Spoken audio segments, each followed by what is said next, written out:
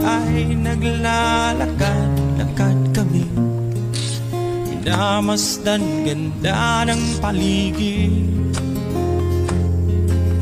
At pagsapit ng dilim, tahimik ang paligid, mga bituin sa'yo'y nakatitig. Pagkagising mo sa umaga'y maririnig mga